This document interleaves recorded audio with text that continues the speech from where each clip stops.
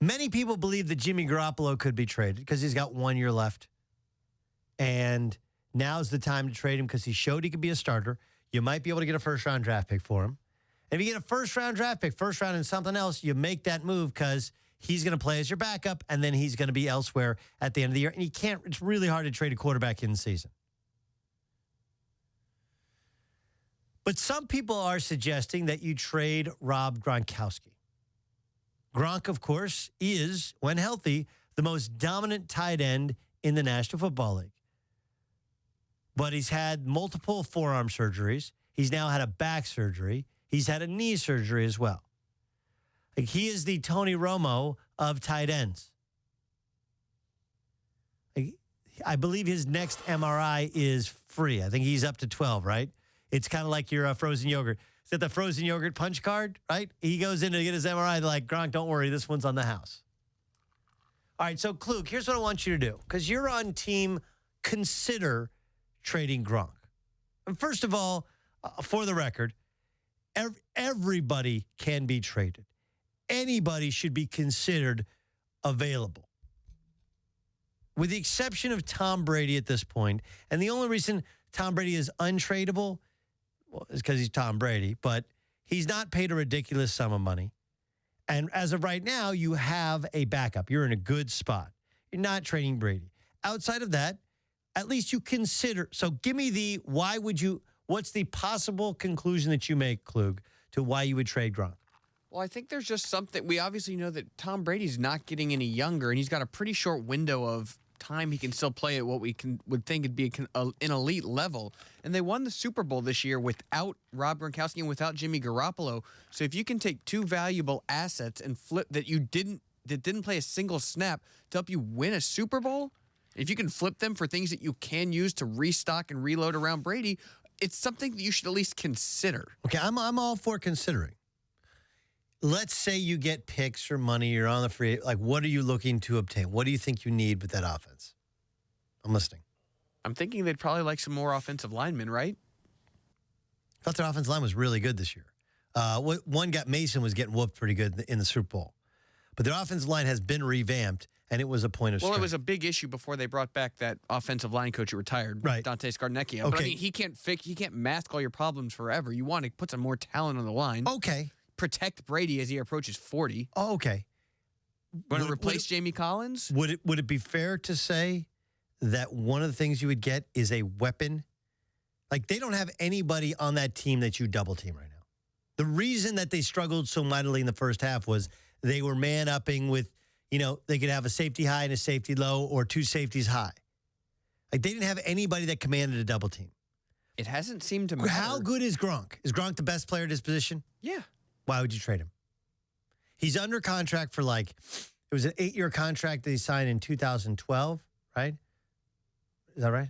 2012? So he's got he's under contract for 3 more years. Right? And right now, Gronk can't go renegotiate. He wanted to renegotiate before the season began, but then he hurt his back. So right now, you got him at $8-9 million. Like, why would you trade away the best player at his position? Because of his back? Okay. Again, I would consider it, but boy, there's a lot that you have to replace. He also doesn't seem to, or at least his family doesn't seem to be on great terms with the Patriots. They weren't happy with rushing him back this season. No, but a lot of that is also the J.J. Watt being rushed back. A lot of that is, I don't know how much is it Belichick? Is it the training staff? Is it the surgeon who performed it? Is it all of the above? I'm not out here waving a flag that they should absolutely, definitely trade him, but I think it's something that's worth being explored. I don't know. Maybe Belichick knows something we don't know. Maybe they're not convinced he'll ever be the player that he once was again. Very possible. Clear some cap space, get some younger players. Look, it's very, very possible. Okay, that he knows. And if he's traded away, that's what he's telling us. But if I take it as hey, you know what? He's moving around pretty good now. He's got the whole offseason. He probably could have come back and played this or next week or whatever. If he's going to recover, there's no possible way I trade him because he commands a double team. He's versatile. Like, again, people are like, oh, Martellus Bennett's be great. Like, Martellus Bennett's fine. He's just a guy. You put Martellus Bennett next to that guy, and now all of a sudden Martellus Bennett's a star. Like, that's the whole deal. It's the whole deal. And unless you're going to get an A.J. Green, unless you're going to get a Julio Jones, unless you're going to get somebody outside the numbers, which they haven't had since Randy Moss, that absolutely demands a double team, they don't have that. Unless you're going to get that, and you're not well, even if you got a first-round draft pick that could draft you the best wide receiver, the idea that you would know a rookie wide receiver would come through for you, that's not the way this team thinks. Proven commodities that are willing to take less than their true market value, that fit in, that are versatile, that can play at multiple spots. That's exactly what Rob Gronkowski is. Right? The second you get rid of Gronk, what are you looking for? The next Gronk. Why would you look for the next Gronk when you have Gronk? So do I consider it? Sure. Like, hey, man, you want to throw crazy stuff at us? Absolutely. But I think the Patriots are smart. I think they know they kind of pulled a fast one on everybody.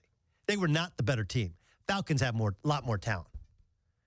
Like Bill Belichick, when he's like, hey, we're five weeks down, he knows that. Remember, Pittsburgh wasn't that good this year, didn't have Martavis Bryant. Okay? Houston's going to figure out quarterback. Raiders lost their quarterback. They're coming on, right? Dolphins lost their quarterback. They're starting to come on. The Broncos are going to get a quarterback. Like one of the Broncos or the Texans are going to get Tony Romo, and that team is going to have a chance to win the whole thing. Like you put a quarterback with Chiefs, and look, if New England has to go to Kansas City, they can lose. That's a game they could lose.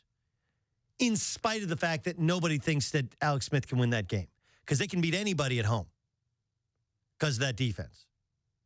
And so one of those three teams going to get Tony Romo changes everything. The Colts might actually figure out how to put personnel around Andrew Luck. That'll change things.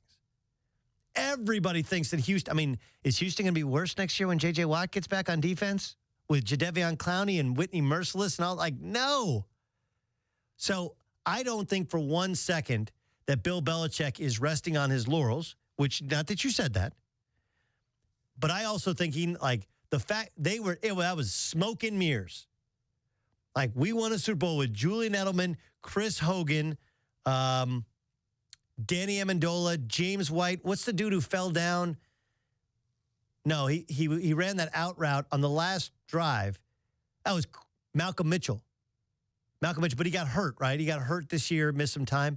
How about Malcolm? How about that catch? That's one of those ones. That was an amazing catch. He runs an out, falls down, gets up, catches the ball. Like, I better get my ass up. And the Patriots do like him. He's an outside the numbers guy. He's good. Put Gronk on the same side of the ball, and all of a sudden, he's great. So I don't think for 1 second they're moving on unless they have to. Unless they absolutely positively have to.